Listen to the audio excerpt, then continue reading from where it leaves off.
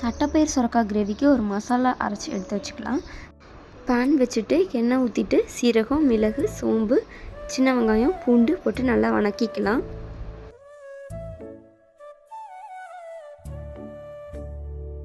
Next தக்காளி add பண்ணிக்கலாம். தக்காளி ஆட் பண்ணிவிட்டு தக்காளி நல்லா வணங்கின உடனே தேங்காய் ஆட் பண்ணிக்கலாம். 2 ஸ்பூன் குழம்பு மிளகாய்த்தூள் ஆட் பண்ணிக்கலாம். நல்லா வணக்கிக்கலாம். வணக்கிட்டு நம்ம மல்லித்தூள் 2 ஸ்பூன் சேர்த்துக்கலாம். இதை ஆற வச்சு அரைச்சி எடுத்துக்கலாம். இப்போ மண்சட்டி அடுப்பில் வச்சு கிரேவிக்கு தாளிச்சிக்கலாம். எண்ணெய் ஊற்றிட்டு கடுகு, சோம்பு, பெரிய வெங்காயம் போட்டு நல்லா வணக்கிக்கலாம்.